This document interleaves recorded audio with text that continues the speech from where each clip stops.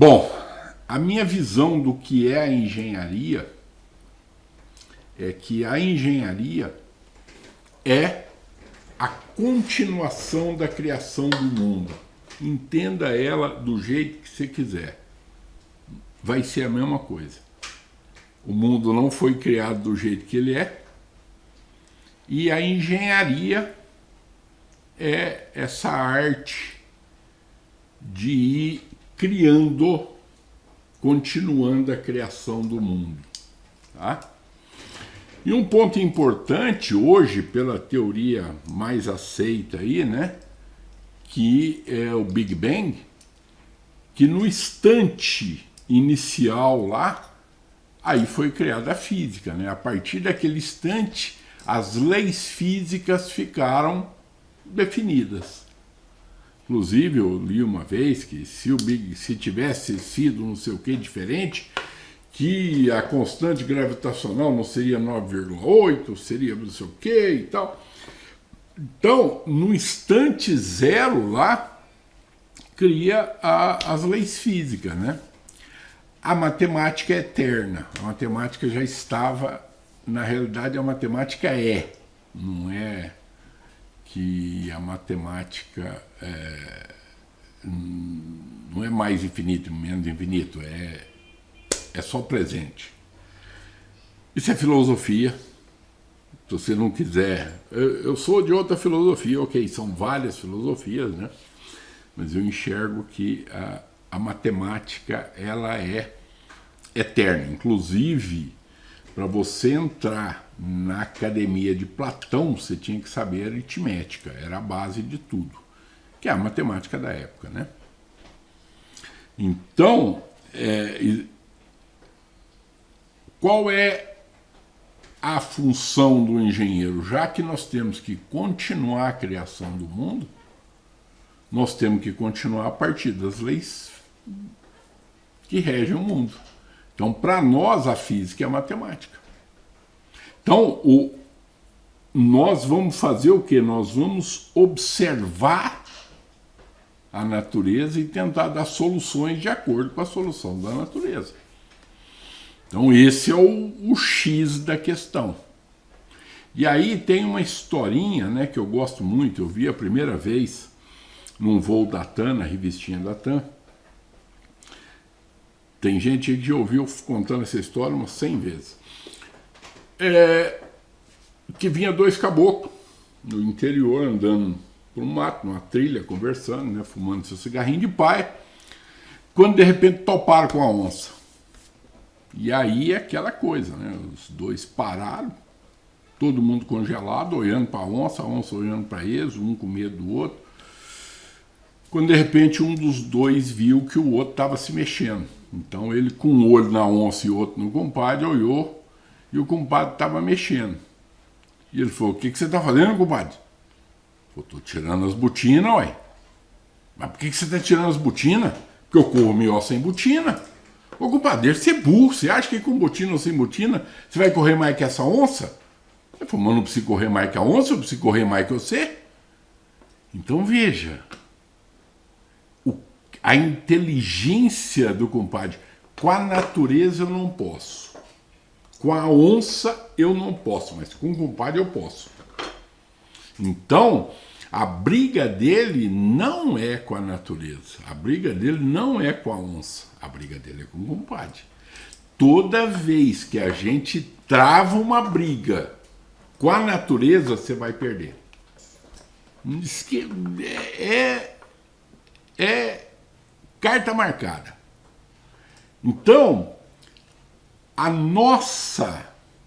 o nosso objetivo é fazer o quê? É ir resolvendo os problemas de acordo com as leis da natureza e ir dando as melhores soluções. Essa é a função da engenharia. Essa é a função da engenharia. Não tem outra. Agora, para isso, o que nós temos que fazer, gente? Nós temos que estudar. Não tem outro jeito. Tem algumas perguntas sobre como o engenheiro deve ser, como que ele se mantém atualizado. Gente, nós estamos passando por uma época que é muito complicada. Imagina, há uns tempos atrás, eu sem ser esse fim de semana, o outro, né? Para quem está ouvindo ao vivo, quem estiver vendo esse vídeo depois já não vai ser mais assim, né? Mas sem ser essa semana, o outro, nós vamos encontrar a minha turma para comemorar 40 anos de formado. Em janeiro nós fizemos 40 anos de formado. E eu estava procurando um dos colegas e mandei o WhatsApp para ele. E aí ele me respondeu. Eu falei, olha, eu estou aqui. Ele falou, eu estou indo para a França agora. Eu falei, você está falando que você está dentro do avião? Ele falou, sim. Ou seja, ele estava me respondendo um WhatsApp dentro do avião. Hoje você já faz isso, eu estava fazendo isso num voo indo de São Paulo para Uberlândia também. Agora já tem aqui dentro do Brasil também, isso não é novidade. Aí eu falei para ele, lembra quando nós formamos? O computador da universidade tinha 16K de memória. Dá para imaginar? Eu não consigo nem imaginar mais, porque a gente fala em giga, tera, não sei o quê. O computador tinha 16K de memória. A entrada de dados era por cartão de papel. E nós passamos por cartão, por disco, por disquete, pendrive e hoje um celular tem mais memória do que aquele computador, muito, não tem nem como comparar. Capacidade de processamento. Então, nós passamos por uma evolução muito grande. E aí não tem outro jeito, gente. Tem que estudar. Antigamente, o pessoal, às vezes até eu sei de gente que o dia que formou pôs fogo nos livros, né? Nunca mais eu vou. Isso hoje é loucura. Você não pode parar de estudar nunca. Antigamente falava assim: burro velho não pega marcha, cachorro velho não aprende truque novo. Olha, um burro velho aqui tendo que pegar marcha. Imagina eu com 60 e quase 4 anos no lombo tendo que aprender a fazer live, aprender a fazer essas coisas e tudo. E isso, há uns anos atrás, isso não existia. Então, a evolução vai fazendo com que a gente estude. Eu estudo todo dia. Raramente um dia que eu não estudo, depois dos 40 anos de formado. E coisa nova, coisa nova. É evidente, gente, que tem coisas que não mudam. Já estão. E tem coisas que mudam muito. Igual na medicina. Se você pegar a parte de ortopedia, muda muito pouco. Pega a parte de cabeça, muda todo ano e vira tudo de cabeça para baixo. Na área de instalações elétricas, se você pegar, por exemplo, a parte de proteção contra sobrecorrente, desde 1980, quando mudou a norma até agora, não mudou quase nada. Se você pegar a parte de proteção contra choque, mudou um trenzinho de nada, que é um DR de 30 mA em 1997, e depois uns pequenos ajustes e coisa, mas não mudou nada em termos de proteção contra choque quase. Aí você pega a proteção contra sobretensão, virou do avesso. Cada hora é de um jeito. Então é preciso acompanhar essas coisas. Então o estudar, se manter atualizado, é preciso. Por quê, gente? Porque se eu não me manter atualizado,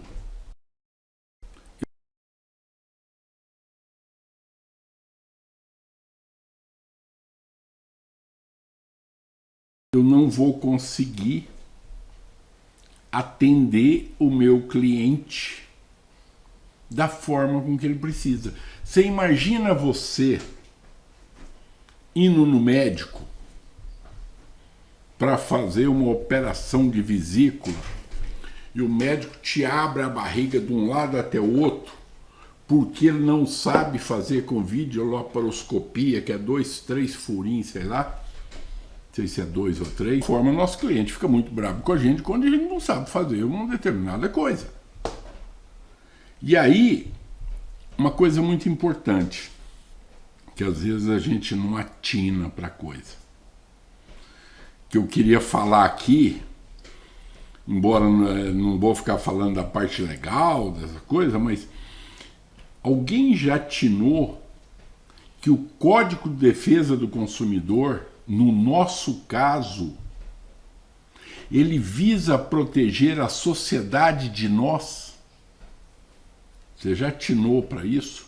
Que no nosso caso, quando a gente faz um projeto, quando a gente faz uma instalação, o Código de Defesa do Consumidor, ele está protegendo a sociedade de nós. Quando ele exige que se cumpra a norma, quando ele exige. Então, esse é um ponto importante. Então, vamos lá. Eu vou respondendo agora. Já fiz uma introdução. Vou respondendo algumas perguntas aqui. Se der tempo, perguntas que já foram enviadas, a gente também vai... Na realidade não são perguntas, são itens para a gente ir conversando. Também vocês podem colocar aí, se der tempo a gente vai respondendo também. Tá? Então vamos lá. A primeira é o que é engenharia, do meu amigo Arovaldo. Já respondi. Lá logo no início, né? O que qualifica um engenheiro hoje do Klinsmann? Desculpa, querido. O que qualifica o engenheiro hoje? O que qualifica o engenheiro hoje é o que qualificou o engenheiro ontem e anteontem. Estudar. É a única coisa que qualifica o engenheiro. Estudar. E, gente, estudar em boa fonte. Esse é o X da questão. Estudar em boa fonte. Antigamente, você tinha uma filtragem que era feito por editoras, que era feito por empresas, né, que publicavam o conteúdo. Então você usava, olha, eu confio nessa aqui, eu vou ver isso aqui. Hoje com a internet, você não tem isso mais. Então é muito mais fácil a pessoa mostrar o seu conhecimento, ajudar os outros. Só que também é muito mais fácil mostrar bobagem. A gente tem na internet coisas aí que são verdadeiros absurdos. E o pior, tem milhares de visualização, se não for milhões, e são verdadeiros absurdos. Então, é preciso, de uma certa forma, escolher como você vai estudar. Mas não tenha dúvida, o que qualifica o engenheiro hoje é o que qualificou ontem, é o que qualificou anteontem. Estudar. Não tem... Gente, as duas coisas, estudar e trabalhar. Eu fiquei encucado com umas coisas esses dias. 2 dias antes de falecer, a Rainha Elizabeth estava recebendo a primeira-ministra lá na casa dela. A mulher trabalhou até o finalzinho. É uma coisa de doido. Se você ler a biografia do João Paulo II, ele trabalhou até o finalzinho. Quando eu falo finalzinho, é o finalzinho mesmo. Então, são pessoas que têm que inspirar a gente.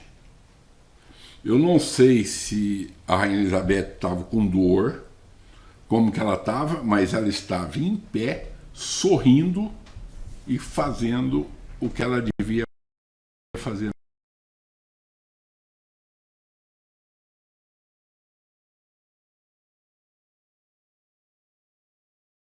Naquela hora.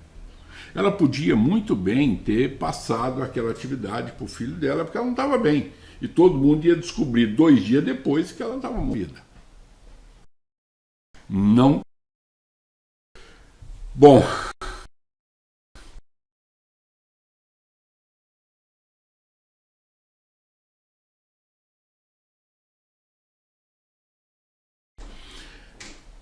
Aqui tem uma pergunta interessante do Caleb. A engenharia elétrica não está se tornando saturada? Não, a gente ainda está muito longe disso. O grande problema nosso é que nós estamos fazendo no Brasil uma engenharia muito rasa. Esse é o grande problema.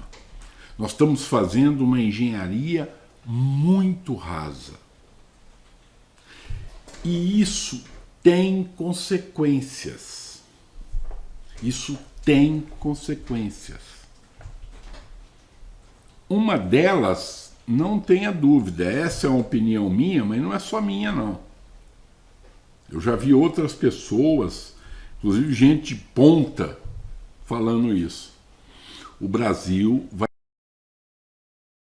ter problema sério quando ele quiser implantar a indústria 2.0 ou 3.0, até esqueci o nome dela. Por quê? Porque não tem indústria 3.0 sem instalação elétrica, sem infraestrutura. E sem instalação elétrica de boa qualidade, senão não vai funcionar. E aí?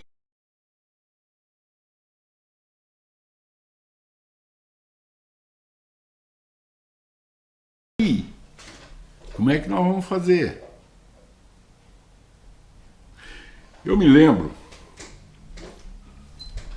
no iniciozinho dos anos 2000, e aí é iniciozinho mesmo, estou falando em 2001, 2000, a gente estava fazendo um procedimento para o que se chamava certificação das instalações elétricas no Brasil, que na realidade é avaliação de conformidade, seria inspeção, não seria nem certificação. Eu participei do grupo como representante do COBEI, e se isso passasse, nós íamos ter um problema seríssimo de mão de obra para fazer os projetos. Como é que ia... Porque você faz o projeto e depois o trem não funciona lá na frente. Quer ver uma coisa simplesinha? Seccionamento automático da alimentação. Proteção contra choque. Isso está na norma desde 1980. E não é tanta gente que faz assim nos projetos ainda. E isso é a medida de proteção contra choque mais importante. A gente chega a fazer adequação da NR10 sem fazer proteção contra choque. porque já não verifica a condição de seccionamento automático da alimentação. Tem gente que ainda acha que na proteção contra choque, por exemplo, no esquema TN, o aterramento é importante. O aterramento não é importante. É importante que tenha um aterramento. Mas a norma sequer considera a eficácia do aterramento. Porque é a condição de seccionamento. Então, o que acontece é que, como a gente está numa engenharia rasa, pode parecer que está saturado, mas não está. Nós temos muita coisa. Gente, a gente tem fábrica sendo feita sem projeto elétrico. Fábrica! E não é indústria pequena, não, é multinacional. Multinacional, fazendo fábrica sem projeto elétrico. Pega o projeto de uma outra fábrica que eles fizeram, isso aqui é mais ou menos parecido com isso aqui é parecido, e faz. E é engenheiro fazendo isso. É engenheiro fazendo isso. Então, é uma coisa complicada. Então, a gente ainda está longe de falar que nós estamos saturados. Tá? É evidente, gente, que tem gente que consegue formar sem conhecimento e aí não consegue exercer a profissão. E aí não consegue exercer a profissão. Aí é uma situação que nós temos, que eu não vou entrar nesse assunto agora, porque esse é mais enrolado que tudo. E aí o caboclo forma e não sabe fazer, e aí não encontra emprego, e aí a coisa enrosca tudo. Mas eu não vejo que está se tornando saturado, não. Tem uma outra pergunta do Marcos Francisco. Qual o maior problema atual na engenharia elétrica? Eu acho que o maior problema atual é a falta de estudo certo. Ou seja, tem muito achismo. Por exemplo, se eu chegar para alguém e perguntar quantas vezes você já leu a 5410, gente, eu não estou falando para ler a 5410 igual ler um livro, um romance, que você pega a primeira página e lê até a última. Isso aí é loucura, né? Ninguém tem que ler a norma assim e nem faz sentido ler a norma assim, tá? A norma não é um romance. Mas quanto tempo você passou em cima da NBR 5410 estudando? É a norma mais importante para a gente.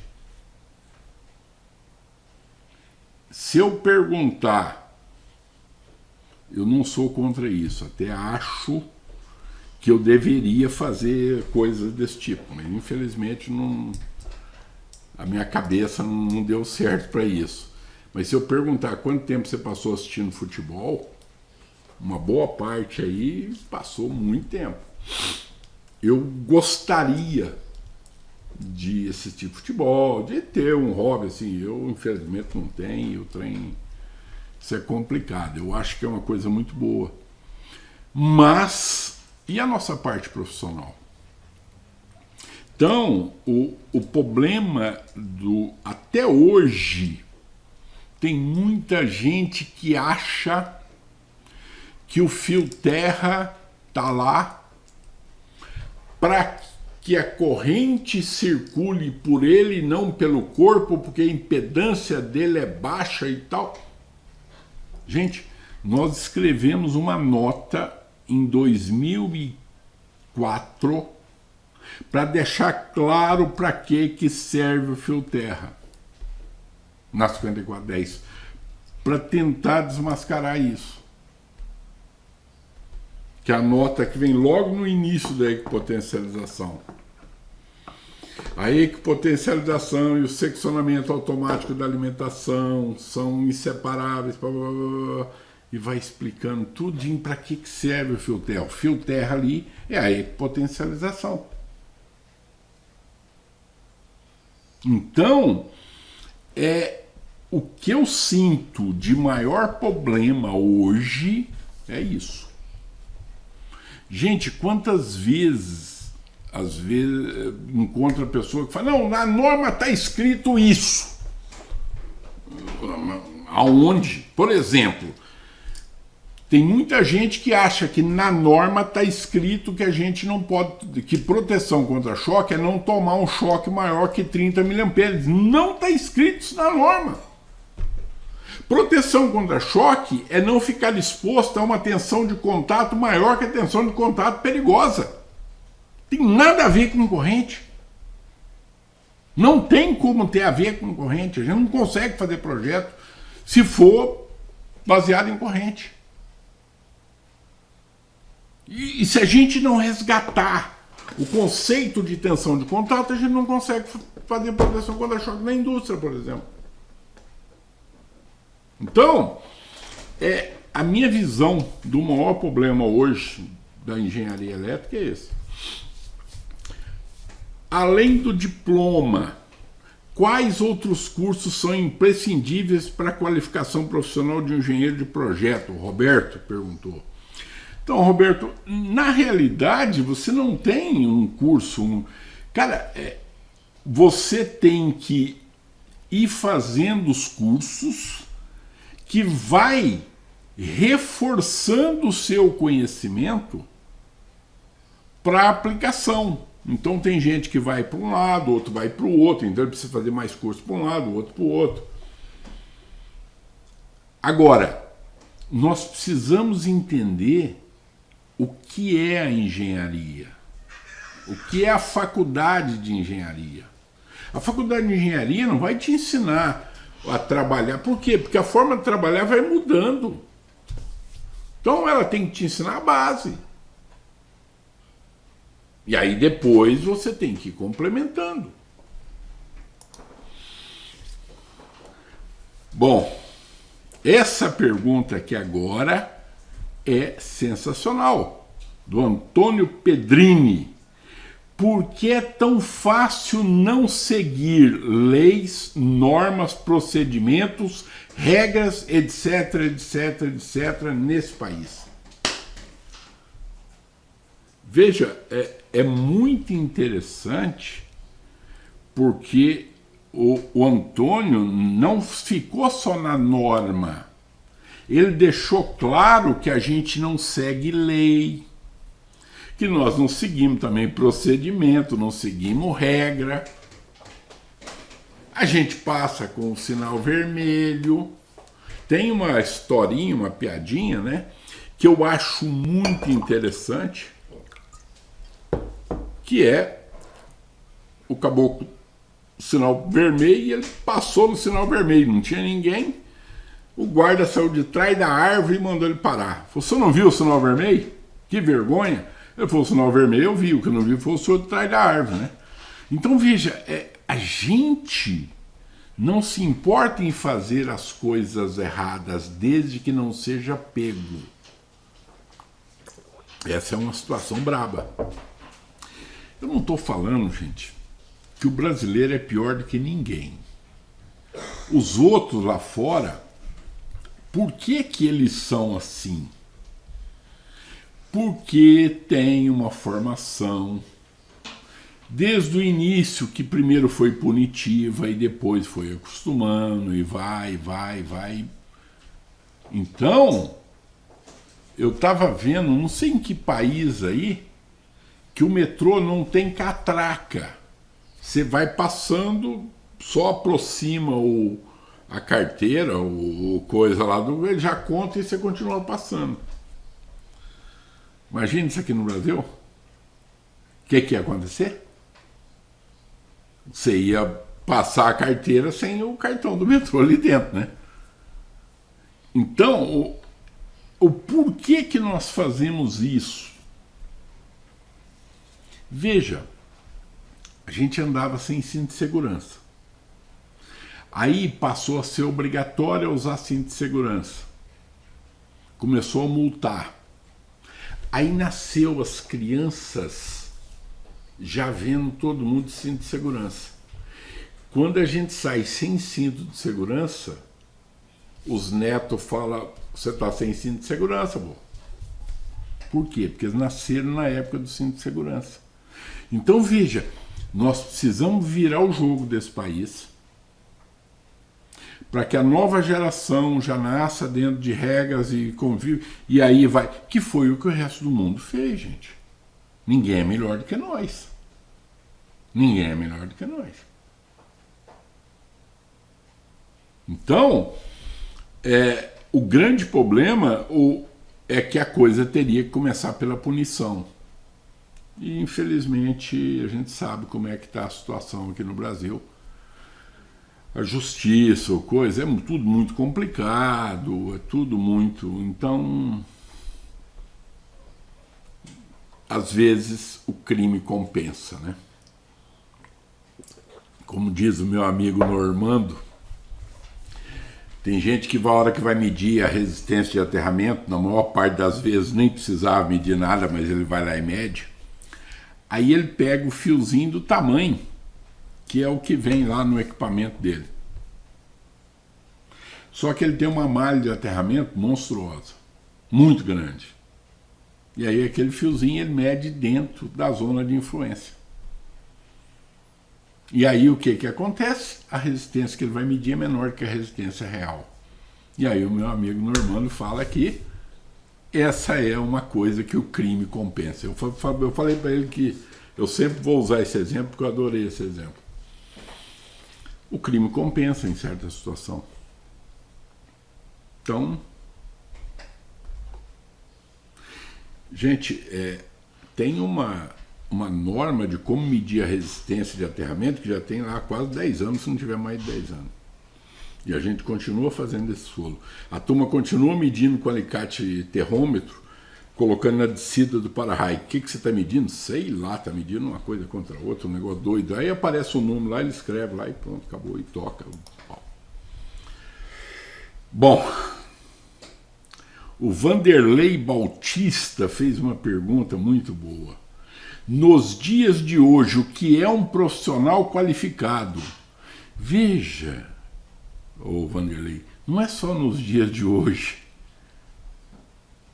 É sempre assim, o profissional qualificado é aquele profissional que está em dia com a tecnologia atual. Esse é o profissional qualificado. É aquele que está em dia com a tecnologia atual. Veja, do ponto de vista de instalações elétricas, eu lembro lá da minha avó, se pensar há 50 anos atrás, como é que eram as instalações elétricas? A gente tinha um ferro de passar-roupa, iluminação. 50 anos atrás, eu nem sei se a gente tinha televisão em casa, eu acho que não. E tinha um rádio a válvula. E mais nada.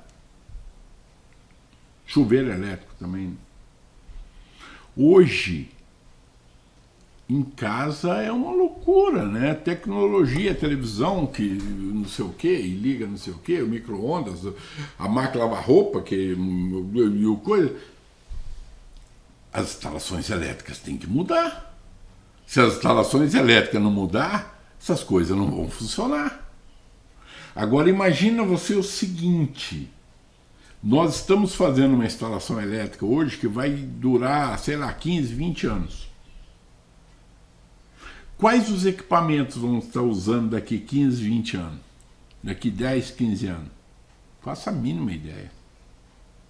Tem uma coisa aí que a cada 5 anos dobra os equipamentos, né? Ou seja, metade dos equipamentos que vai ser usado daqui 5 anos não foram inventados ainda.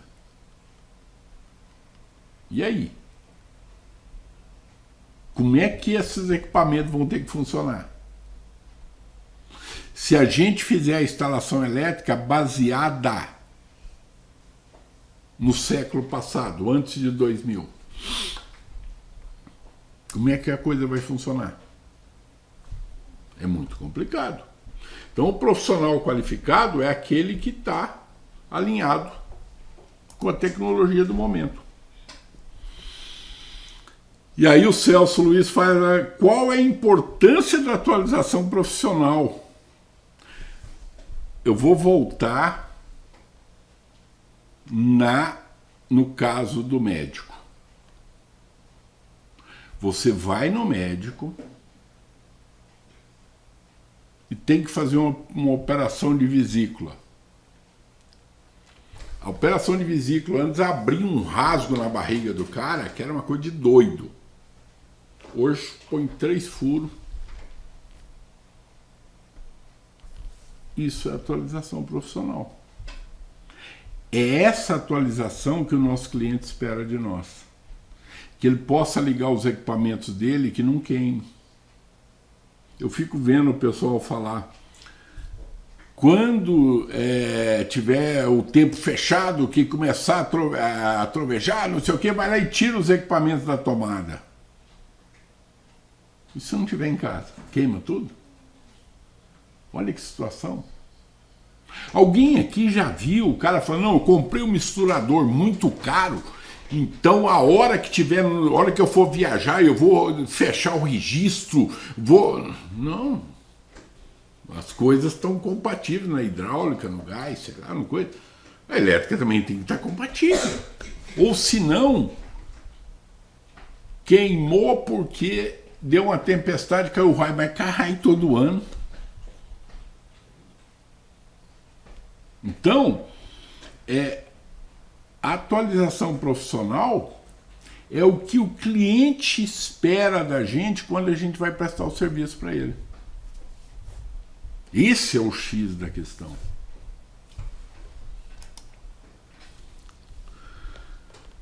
Num mundo cada vez mais cheio de tecnologia e a custos, como se manter atualizado e não deixar cair em enganação? Cara, esse é o maior...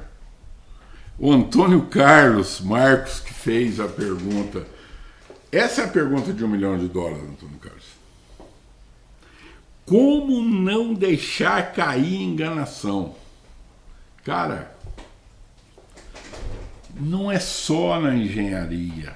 Você não vê aí, de vez em quando aparece na televisão um cara que deu golpe não sei o que do Bitcoin e cara rico, todo mundo entrando no rolo. É muito difícil, mas o X da questão é você procurar separar o joio do trigo e tentar achar por onde você vai se atualizar. Esse é o X da questão. E aí, gente, não tem outro jeito. É uma escolha. Normalmente, você não vai utilizar uma pessoa só, uma fonte só. Você tem que ter várias fontes. Até porque cada um tem um conhecimento. Então, você olha conhecimento de um jeito, um do outro. Eu, quando estava na escola, eu nunca estudava num livro só. Eu fiz curso integral, eu estudava em 2, 3 livros, via opinião e tal. Então, a mesma coisa você tem que fazer. Ver como é que um fala, o outro fala, ver e o que faz mais sentido para você. Mas essa é a pergunta de $1 milhão.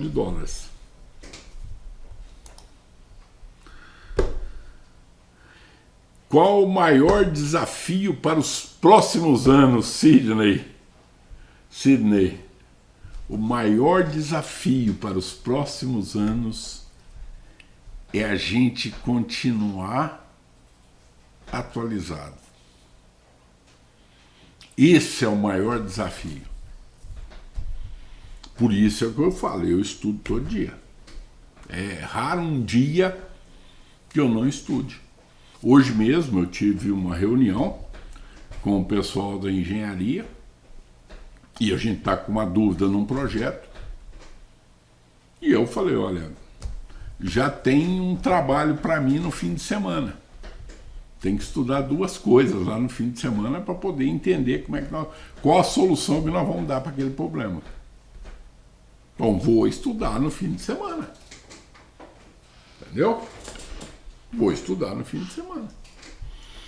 Então, o nosso desafio é manter atualizado. Por quê? Porque está evoluindo, está evoluindo. Estamos recriando o mundo, estamos continuando a criação. Esse é o X da questão. Estamos continuando a criação do mundo.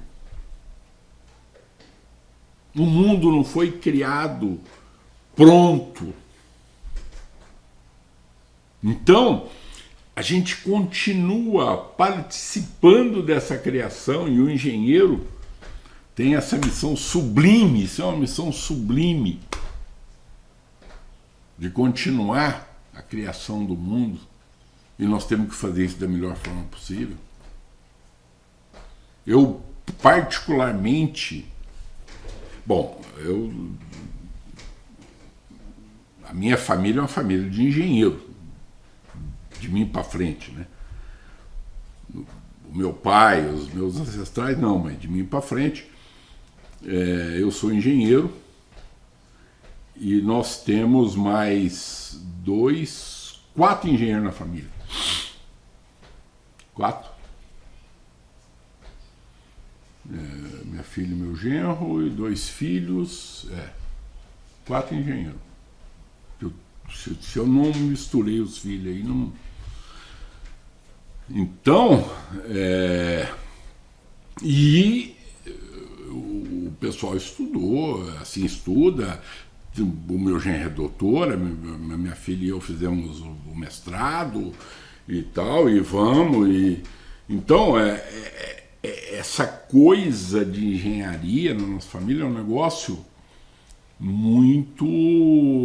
A gente leva isso muito a sério. De exercer uma engenharia de qualidade. A gente leva isso muito a sério.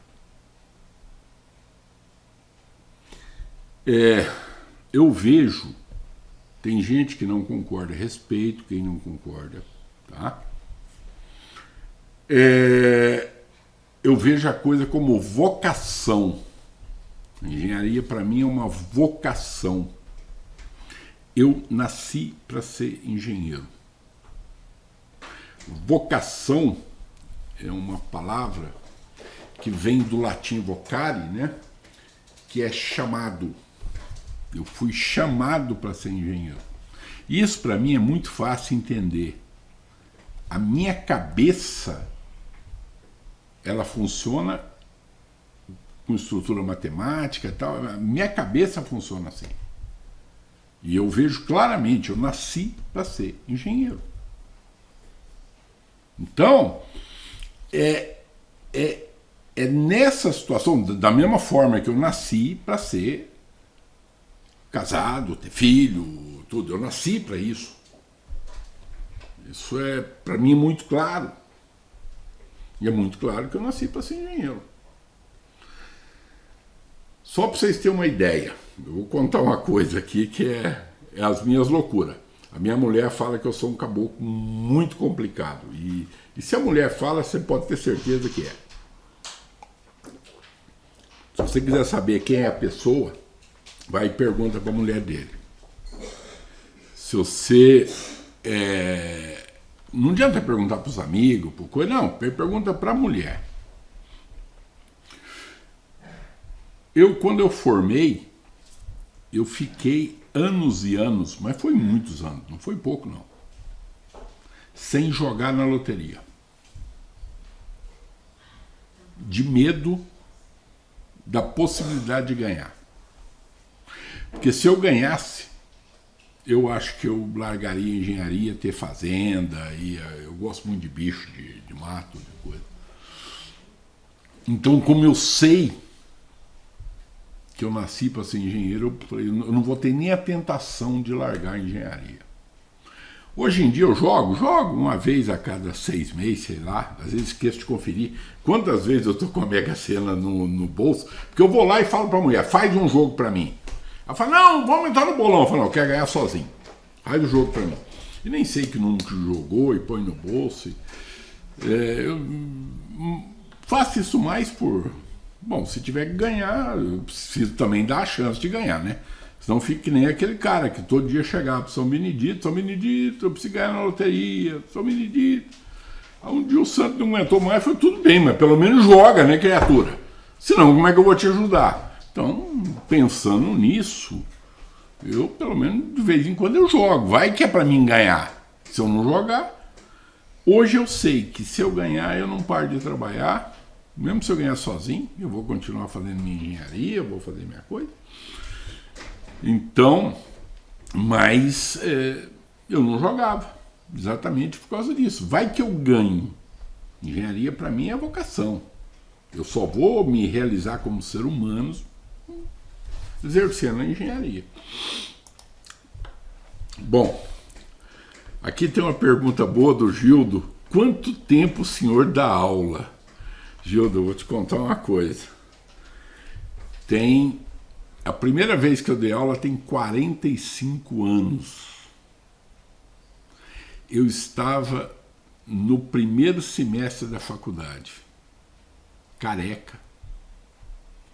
Eu dei aula para o ginásio. Aí, de mim para frente, o meu pai era professor, minha irmã é professora. Aí minha tia era professora, aí a gente tem uma história de professor na família. A primeira vez eu cheguei na escola, a primeira vez que eu entrei numa sala de aula, eu cheguei na escola e para ver o dia que eu ia dar aula. A diretora falou assim, nossa, deixa eu aproveitar que você chegou e faltou um professor, entra na sala lá e se vira com os alunos. Gente, eu dei a aula do ano inteiro numa aula, o apagador caiu, eu não conseguia pôr o apagador, porque era o quadro, né? Aí ficavam os giz aqui, eu não conseguia pôr o apagador. Tremia tanto que o apagador, eu punha ele caía, de tanto que eu tremia. Tão nervoso que eu fiquei. Aí eu tive que pegar o apagador e pôr em cima da mesa dos professores lá, porque aí... Isso tem 45 anos, Gildo. Aí de lá para cá eu dei aula em faculdade, pós-graduação, coisa aí para frente. Bom tempo, passa o tempo. Eu gosto demais da aula. Dar aula para mim é uma cachaça. Quais as competências técnicas que o engenheiro eletricista deve ter hoje no Brasil? Luciano. Cara, na minha visão, e aí vai aparecer uma outra pergunta aí, conhecer física e matemática. Eu sei que a gente tem que conhecer a parte de mercado, de não sei o quê, eu sei, mas ele não é um engenheiro. O grande problema, eu vejo alguns colegas no YouTube que começam a falar de engenharia e logo já passa para mercado de trabalho, para não sei o quê, quanto que você vai ganhar e não sei o quê. Vocês não vão me ver falando isso. Porque o meu negócio é engenharia. Engenharia é só engenharia. É evidente, gente. Eu tenho uma empresa, então não tem como eu não querer ser empresário. Eu tenho uma empresa. Eu tenho que entender de fluxo de caixa. Eu tenho que entender de marketing. Evidente que eu não tenho que me aprofundar. Por quê? Porque tem gente que faz marketing, tem gente que faz o financeiro, tem gente que faz, mas eu tenho que entender e tenho que... Agora, quando eu sou engenheiro, eu sou engenheiro. E hoje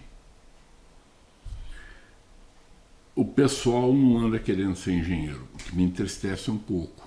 Você quer ver um exemplo? cara forma e vai fazer curso de gerenciamento de projeto.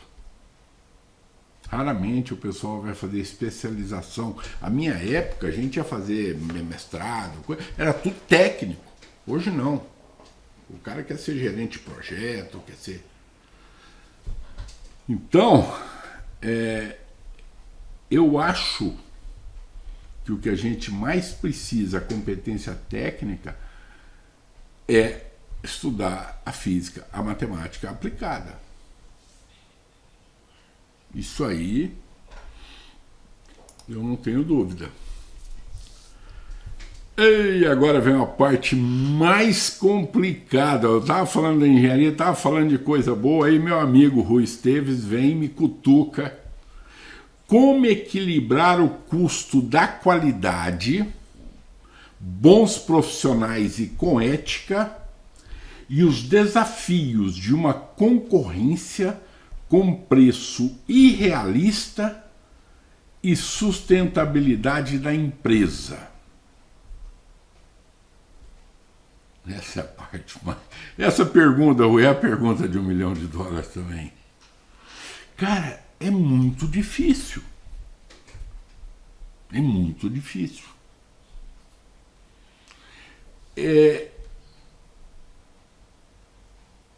Tem caminho. O caminho existe. O duro é a gente achar ele. Entendeu? Outro dia eu vi uma tipo de uma coisa lá um cara falando no Instagram que o dono da Coca-Cola não vai brigar com o dono um refrigerante local pela ele abaixar o preço, que o preço dele está muito baixo, né? Não vai reclamar disso. Ou seja, a única forma que eu estou conseguindo achar é tentar achar um nicho de mercado que você consegue ter um preço um pouco maior. Na década de 90, o CTA, agora chama Comando Técnico da Aeronáutica, mas antes chamava Centro Técnico da Aeronáutica. O CTA fez um programa, um convênio com a França, e os franceses vieram dar uma série de treinamentos para o Brasil de aperfeiçoamento. E eu fiz um curso lá na época. Como era tudo do CTA, eu trabalhava lá no CTA, então a gente conseguia fazer uns cursos, mesmo que não fosse muito na área da gente, porque o trem era barato e tal, e eu fiz um curso, e o cara, isso na década de 90, hein? E o francês estava falando sobre a formação de preço. Parece que eu vejo ele falando isso, foi uma coisa que ficou muito gravada na minha cabeça. Como é que você forma o preço de um produto? E aí ele falava o seguinte, olha, o preço é o maior valor que o cliente está disposto a pagar. Esse é o preço. Então, você tem, por exemplo, você está fabricando um carro.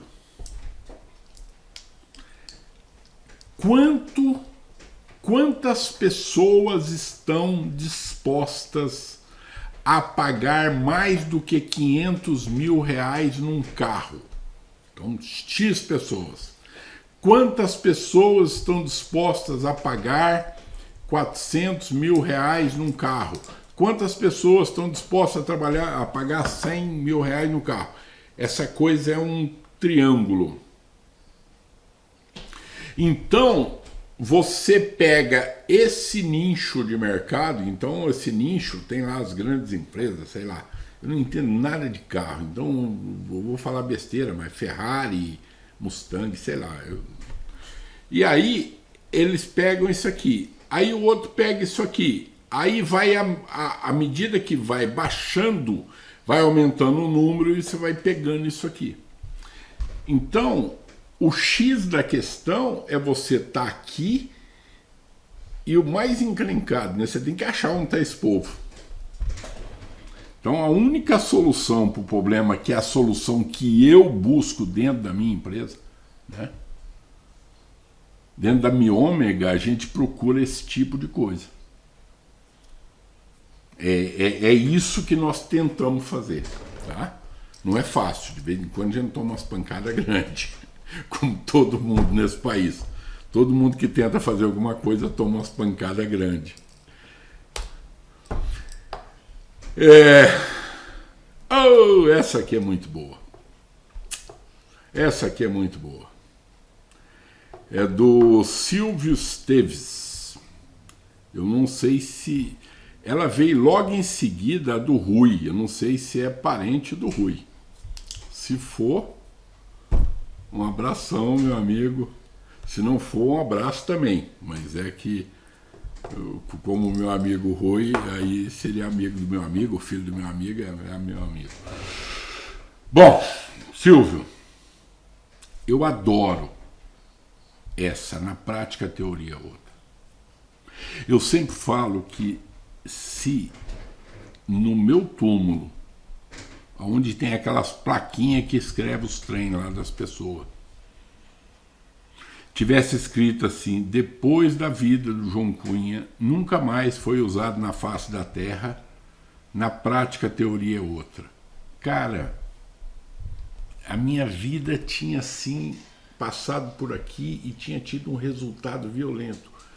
A engenharia, ela é prática. Se nós estamos continuando a criação do mundo, é prático, não tem nada de teoria aqui não. Então, se eu não estou conseguindo aplicar a teoria, a razão é simples, é porque você errou o modelo. Você escolheu a teoria errada. Porque, para nós, a teoria só serve para a prática. Agora, você estuda uma teoria errada e tenta aplicar, não vai dar certo mesmo. Então, essa de, na prática, teoria outra, você está errando a teoria, meu amigo. Porque tem a teoria certa para a prática que você está fazendo. Você só não descobriu qual que é. Você está usando uma outra teoria que não é essa. Então, não vai dar certo mesmo. Então, na prática, a teoria outra é porque você errou o modelo. Tá? Porque a teoria, a gente, em engenharia, nós usamos modelos para representar a realidade e a partir desses modelos nós desenvolvemos a solução. Se eu errar o modelo, a solução pode dar errada. Você já viu que quando você entra num avião, a asa do avião balança assim? O avião é flexível. Se eu partir do princípio que o avião é rígido e for projetar uma asa, a asa vai quebrar. Por quê? Eu errei o modelo. Se eu for estudar a trajetória do avião, eu posso partir do princípio que o avião é rígido. A trajetória pode. Por quê? Porque a influência do movimento da asa na trajetória é muito pequena. Então, quando eu estou estudando a trajetória do avião, eu posso supor que o avião é rígido. Mas, quando eu estou projetando a asa, se eu supor que o avião é rígido, a primeira balançada que dá vai quebrar tudo. Então, veja, se eu errar o modelo, cara, não tem prática que dá certo. Claro, eu já errei o modelo. Então esse é o grande problema. Ah, meu amigo Normando Alves, a engenharia é cada vez mais desvalorizada. Como reverter essa situação? Meu amigo Normando, essa situação no Brasil ela é complicada. Por quê? Ontem eu estava assistindo uma mentoria, né, na área financeira, não tem nada a ver com engenharia. E aí o cara estava falando de algumas coisas do Brasil. A segunda maior produtora de minério do mundo é brasileira. A maior produtora de proteína do mundo é brasileira. A maior, agora não é um só, né? O maior exportador de soja do mundo é o Brasil. O Brasil passou os Estados Unidos há uns 5 anos atrás, parece, coisa assim. E várias outras coisas, o Brasil... A gente tem uma campanha hoje muito sórdida denegrindo o Brasil. Tanto aqui quanto lá fora.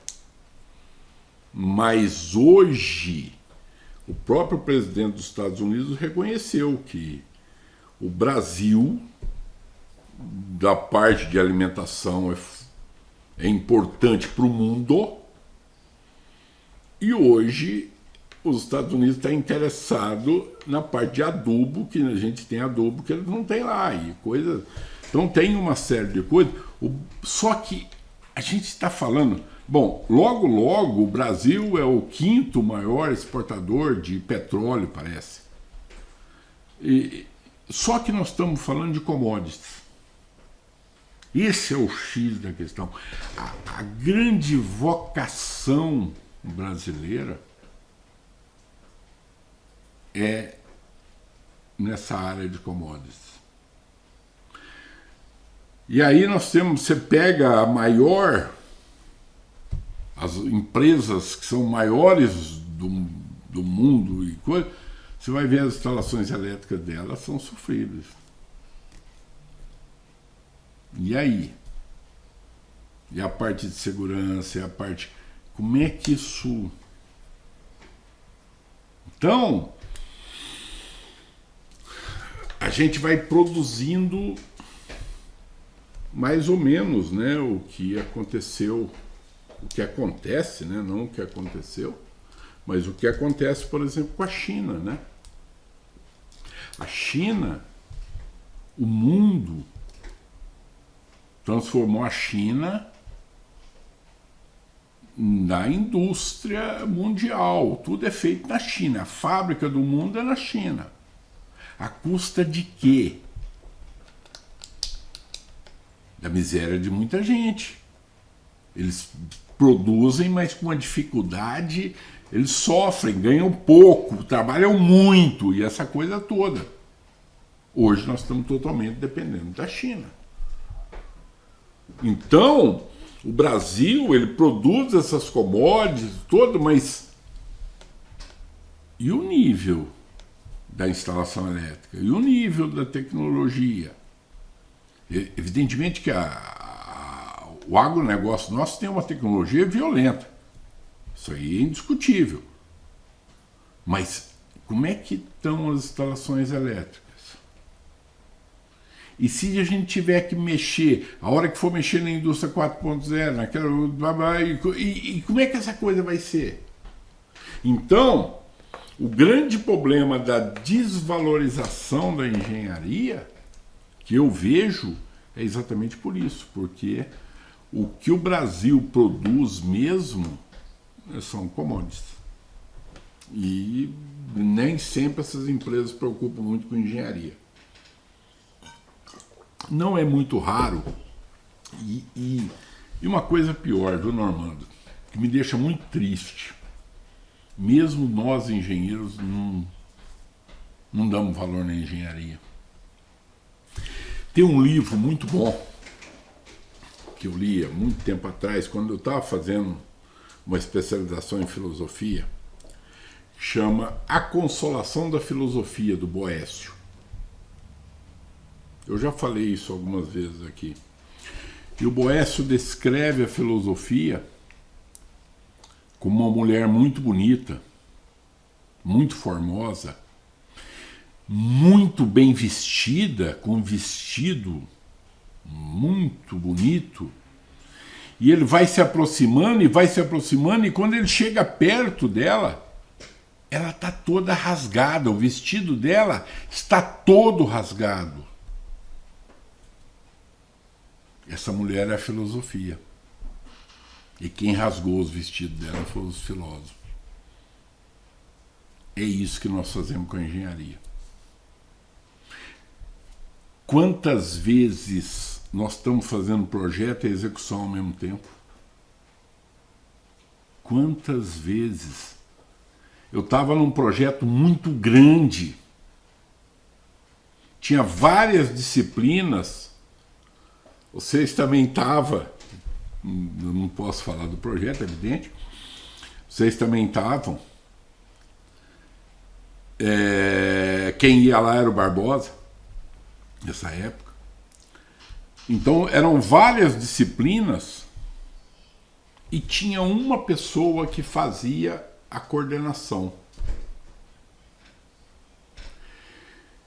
E um dia a gente estava lá discutindo, não, porque nós precisamos fazer isso, tudo, era discussão, eu acho que era mais ou menos de civil, tal, alguma coisa assim.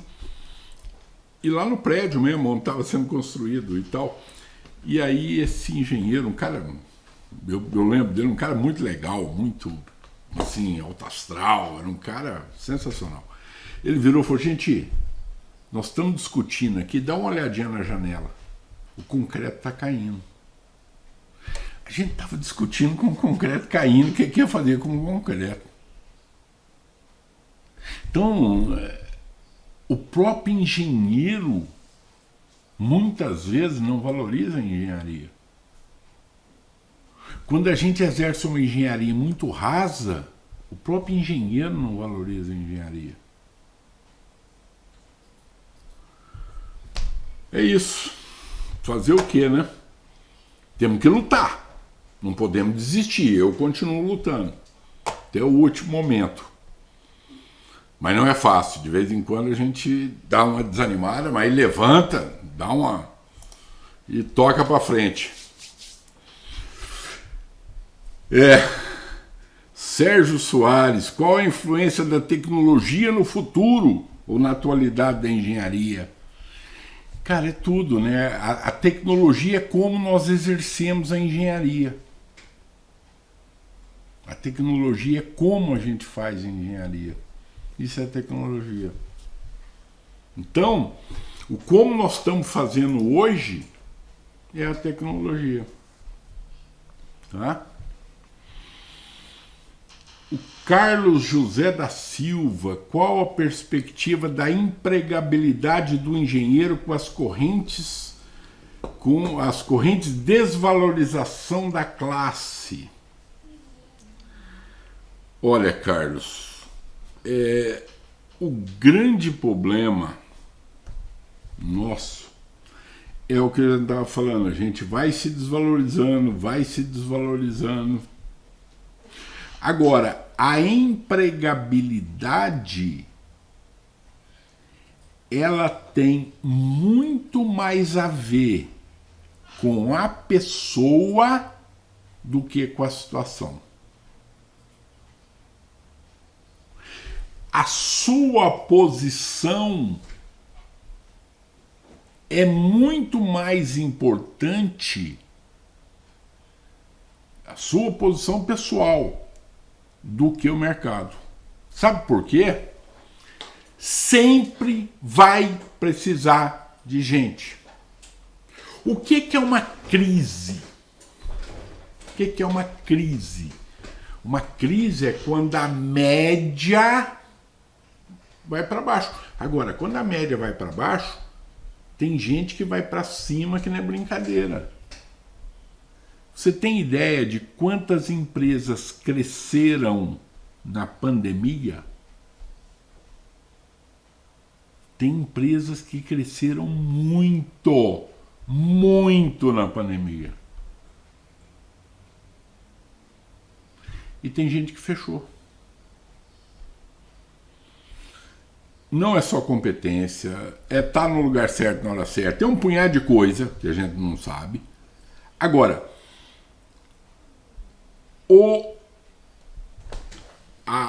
a forma de se colocar, do indivíduo se colocar, ela é fundamental no conceito de empregabilidade. É mais importante o indivíduo do que se está desvalorizando, porque tem sempre alguém que está precisando. E se você está proativo, se você... é a sua chance. Então, esquece um pouco a crise, esquece a coisa e parte, que vai dar resultado.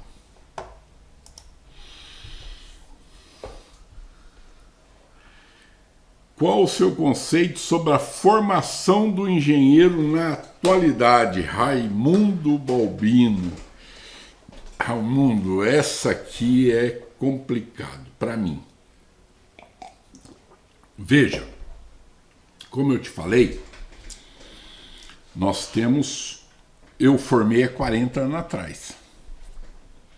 Depois, na minha família, evidentemente, eu não acompanhei a formação do meu genro. Ele, quando casou com a minha filha, ele já era engenheiro. Já tinha feito até o doutorado. Mas eu acompanhei a formação de 3 filhos meus.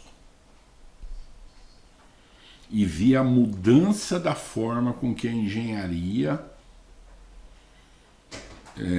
é tratada ao longo desse tempo. Eu vou te falar uma coisa, eu particularmente, eu fico em dúvida se a gente está evoluindo, tá? A gente tem estudado menos física e matemática, tem estudado umas outras coisas. Tem uma coisa que, por exemplo, não me agrada muito. A divisão da engenharia, em muita engenharia disso. Hoje o cara é engenheiro de elétrica, do não sei o quê. Antigamente tinha só engenheiro eletrotécnico e eletrônico. Pronto, acabou. Engenheiro eletricista.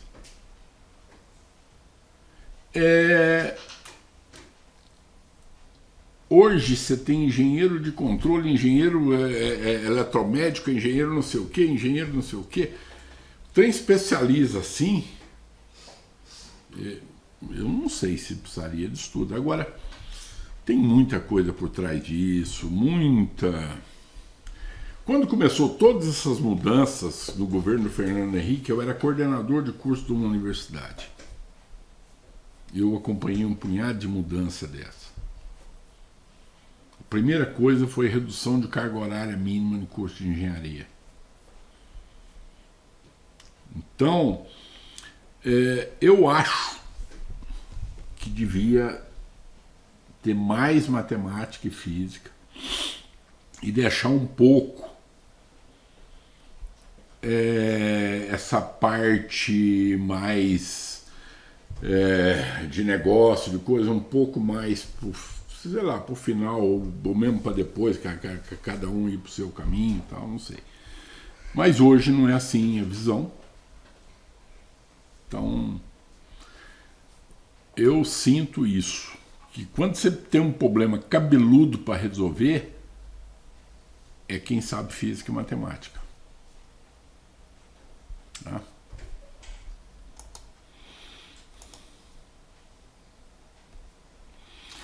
E agora vem uma pergunta aqui que...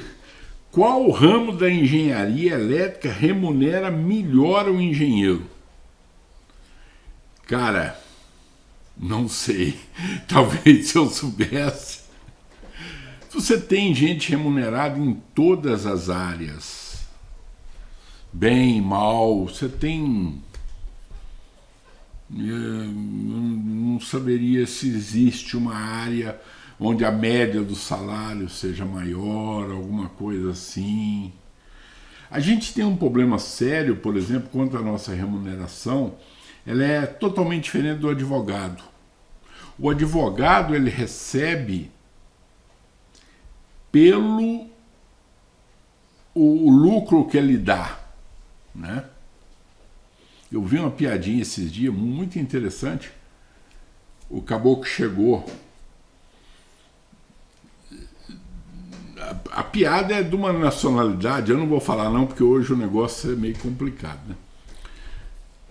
O caboclo chegou e falou para o advogado dele: olha, se você conseguir para mim 5 anos de prisão, eu te pago 5 mil. Agora, se você conseguir 1 ano de prisão, então 5 anos eu te pago 5 mil. Se você conseguir 1 ano de prisão, eu te pago 50 mil. Aí o cara conseguiu 1 ano de prisão. Aí o cara falou: pô, até que enfim, tal, vou ficar preso 1 ano e tal. E ele virou pro cara e falou: foi muito difícil? Falei: nossa, não faz ideia, foi difícil demais. Mas foi tão difícil assim? Foi. Mas o que foi mais difícil? O juiz queria te absolver. E aí eu tive que lutar para conseguir 1 ano. Então, veja, o advogado, ele recebe pelo desempenho. Nós recebemos por HH. Você pode ter um valor HH um pouco maior, um pouco menor, mas esse é um problema da nossa remuneração. Entendeu? E não tem muito o que fazer.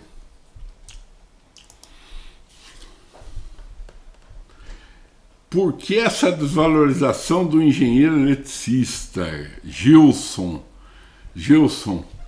O engenheiro eletricista às vezes se desvaloriza, ou o engenheiro mecânico desvaloriza o engenheiro eletricista, o engenheiro... Existem algumas ideias meio esquisitas aqui no Brasil. Outro dia eu estava numa empresa onde o pessoal achava que o projeto mecânico... Então você tinha o projeto mecânico e o projeto de elétrica. Que o projeto mecânico deveria custar pelo menos o dobro do projeto elétrico. Eles têm a mesma ideia na área predial, que o engenheiro civil deve ganhar 3 vezes, será? Quando você pega lá por metro quadrado, tal, você vê essa coisa. E que o engenheiro mecânico, o projeto mecânico tinha que ganhar pelo menos 2 vezes ou 3 vezes o preço do projeto elétrico. E aí a gente estava lá e veio um cara de um outro país da América do Sul, da Argentina. Pronto, eu posso falar, não estou falando de empresa, não estou falando nada.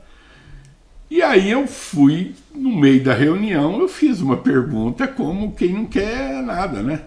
Lá na Argentina, um projeto elétrico e um projeto mecânico, qual é a diferença de preço? O cara falou: não, é a mesma coisa. Normalmente os valores são iguais. Então veja, o próprio colega às vezes acaba desvalorizando a gente. Entendeu? Ou a gente se desvaloriza também, infelizmente. Bom, vamos aqui. Essa ficou por última, porque essa aqui é um negócio muito importante. O nosso país, o Antônio Carlos Nascimento que falou, está completamente despreparado para os altos custos que as normas baseadas em estudo da IEC, os altos custos acabam dificultando os nossos trabalhos de engenharia. O que o senhor acha que deve ser feito para melhorar o serviço de engenharia? Olha, quando o Brasil adota uma norma IEC como base, existem alguns princípios que estão por trás disso. O primeiro,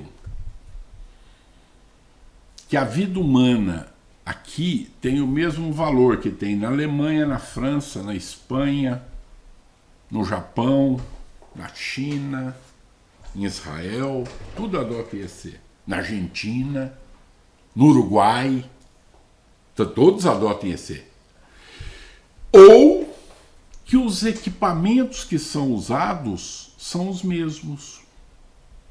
Então veja, nós estamos despreparados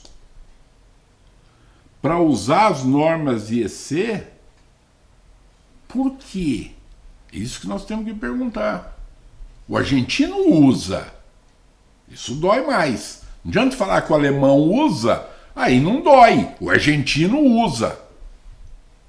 O uruguaio usa.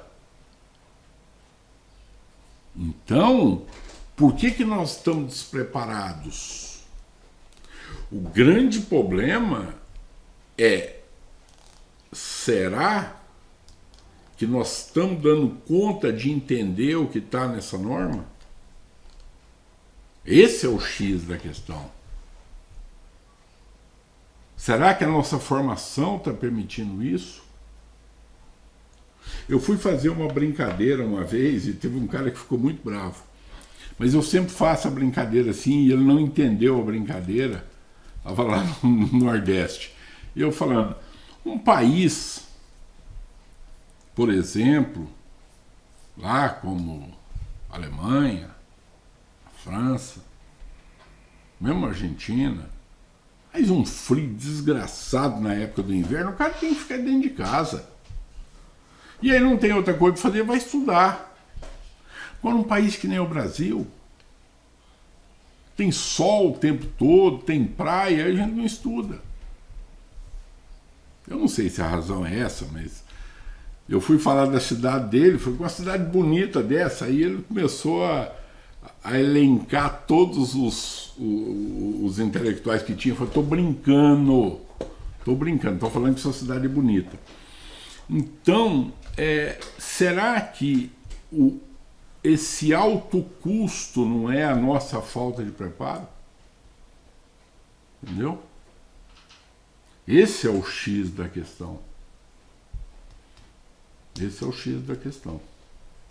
A gente abaixar a engenharia para sair da IEC, ou para fazer uma coisa que está abaixo da IEC, é voltar para a engenharia elétrica de antes de 1980. Aí sim, aí a gente não vai conseguir pôr a coisa para funcionar. Tá? Bom, pode compartilhar.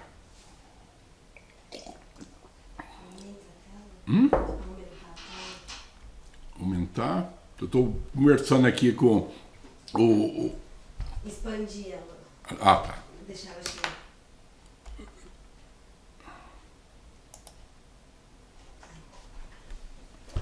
Gente, quem sabe faz ao vivo, como fala o Faustão, né? Então eu tenho que conversar aqui com o pessoal. Ih, o trem foi lá para frente. Peraí.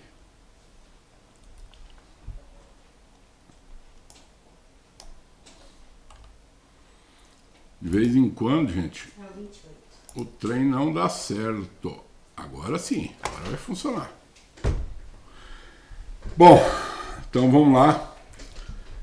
Deixa eu aproveitar aqui e falar uma coisinha para vocês.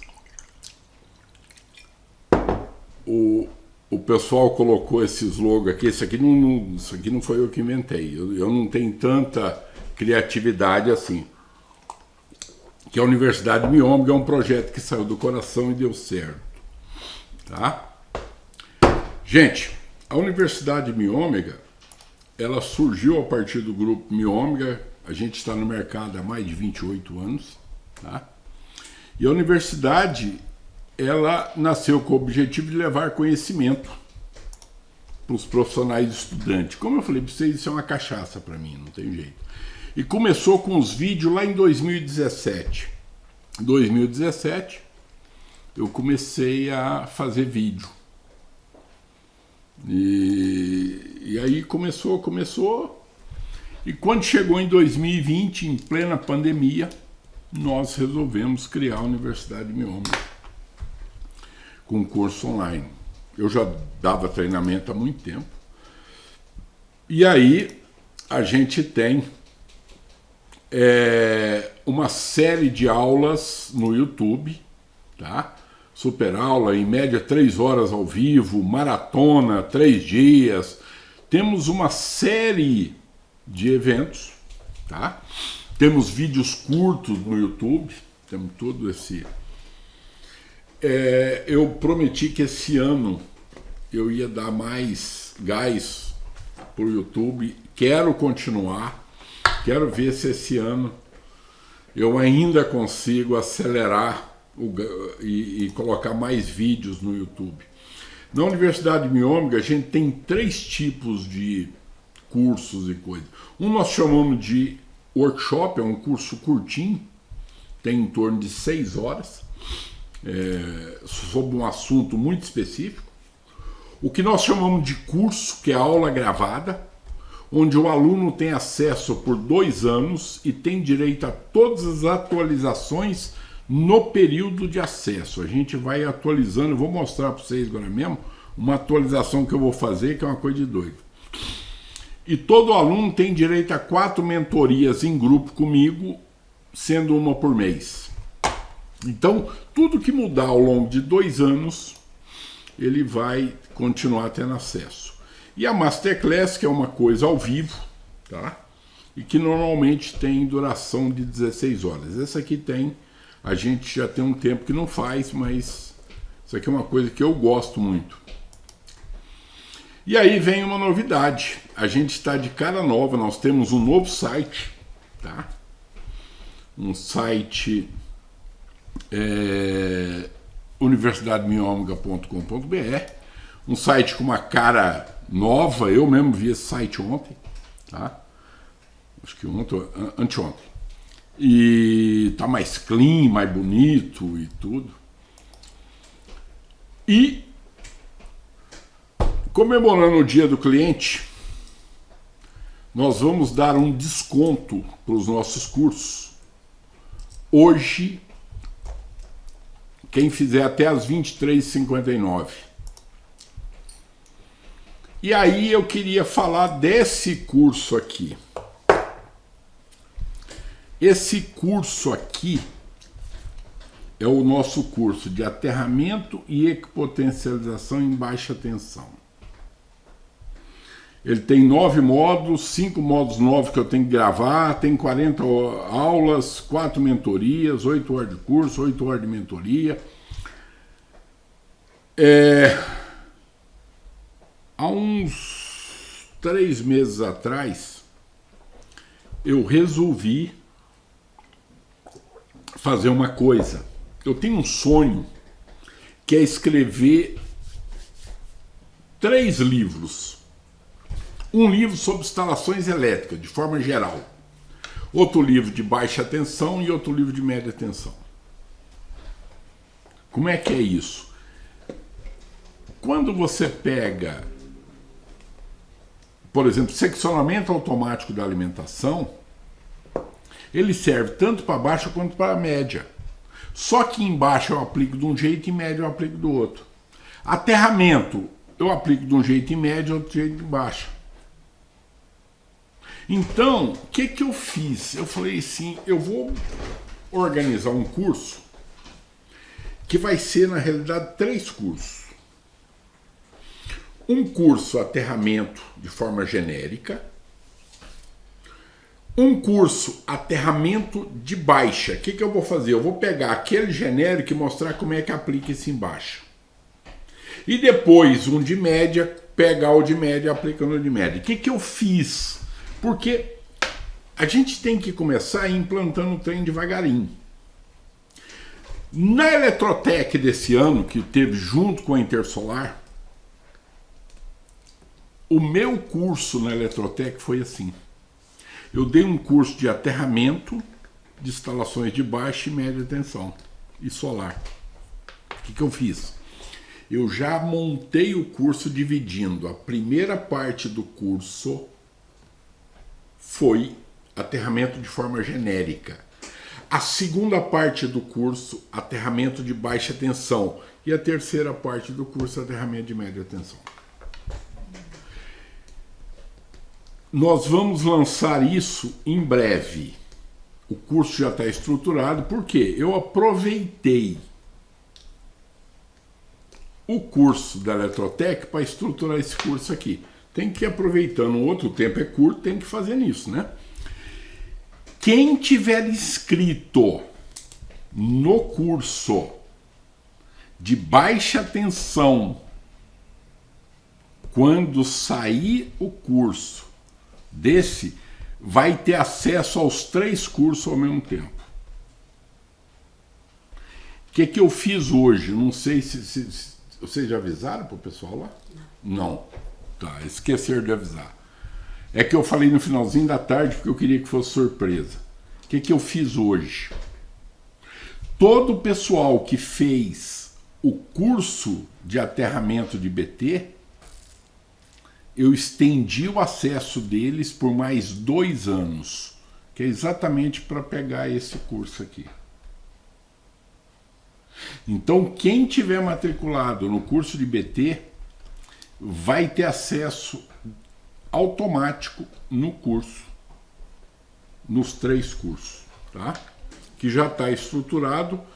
Eu preciso só terminar de gravar esses módulos novos do BT e começar a gravar os outros, mas já está tudo estruturado, tudo certinho. O desconto dele de hoje é R$500, então quem fizer hoje já vai ter acesso ao outro, quando sair aos outros inteiros. Então de 1.697 por 1.197 ou 12 de 119,46, tá? Então quem comprar esse hoje vai ter acesso ao curso, como todo mundo que já fez, vai ter acesso aos 3 cursos. Aterramento genérico, aterramento de baixa e aterramento de média. Então, somente hoje, até as 23h59. Isso aqui já está no Hotmart, 23h59 ele vira automaticamente, tá? Tem mais uma coisa aqui, alunos e ex-alunos da Universidade de Miômega tem mais 10% de desconto, tá? Então, tem esse desconto mais 10%, pra falar a verdade, eu não sei como é que, se você me perguntar o número que vai dar, eu não sei, porque não sou eu que mexo com essas coisas, e se eu devia saber, talvez, mas eu não consigo, gente, não consigo mesmo. Então, essa é a grande novidade desse curso. Esse curso aqui é um curso que eu sou apaixonado por ele também. Eu dou curso de média tensão desde 1998, quando eu comecei a dar esse curso no Instituto de Engenharia. Então são 9 módulos, mais um módulo novo, 49 aulas, 4 mentorias, 26 horas de curso gravado, 8 de mentoria.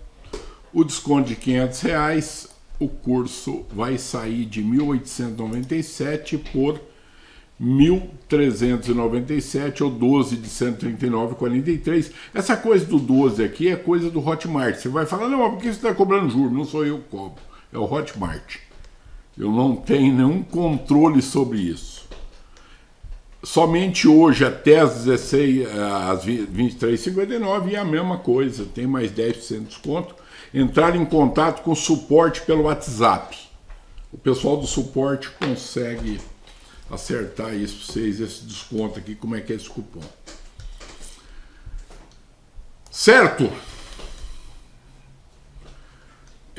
Eu falei rapidinho disso aqui, é uma boa chance, mas o meu objetivo hoje não é vender curso, era lançar a página e conversar com vocês de uma forma descontraída, tá?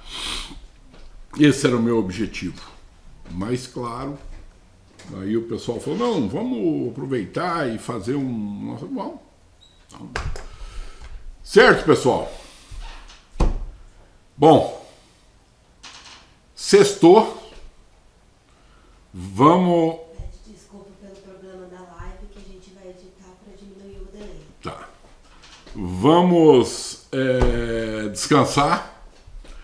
O pessoal da técnica aqui, vocês viram o tanto de gente que tem aqui, vocês não acreditam. Isso aqui não é tudo silencioso. É uma confusão danada aqui, eu fico quase doido. Ô bicho mentiroso, hein?